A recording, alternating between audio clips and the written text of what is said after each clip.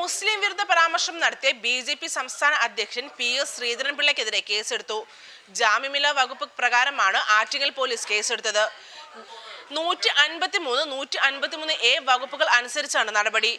മതസ്പർദ്ധ വളർത്തി വർഗീയ ചേരിതിരിവിന് ഇടയാക്കി എന്നീ കുറ്റങ്ങളാണ് ശ്രീധരൻപിള്ളയ്ക്കെതിരെ ചുമത്തിയിരിക്കുന്നത്. CPM നേതാവ് വി ശിവൻകുട്ടിയുടെ പരാതിയിന്മേലാണ് നടപടി. പി.എസ്. ശ്രീധരൻപിള്ള ആറ്റിങ്ങലിൽ നടത്തിയ പരാമർശമാണ് വിവാദമായത്.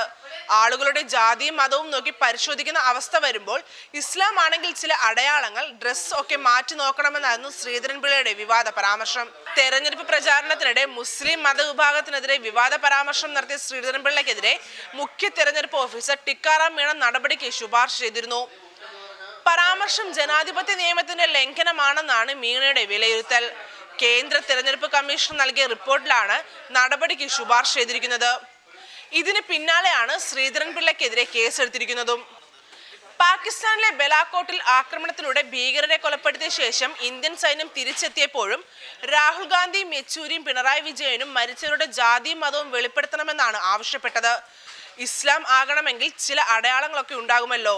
വസ്ത്രമൊക്കെ മാറ്റി നോക്കിയാലേ അത് അറിയാൻ പറ്റൂ. ആറ്റിങ്ങലിലെ NDA സ്ഥാനാർത്ഥി ശോഭാ സുരേന്ദ്രന്റെ തെരഞ്ഞെടുപ്പ് പ്രചാരണ പരിപാടിയിൽ നടത്തിയ പ്രസംഗത്തിലെ ഈ പരാമർശമാണ് വിവാദമായതും. Web desk Kairali news.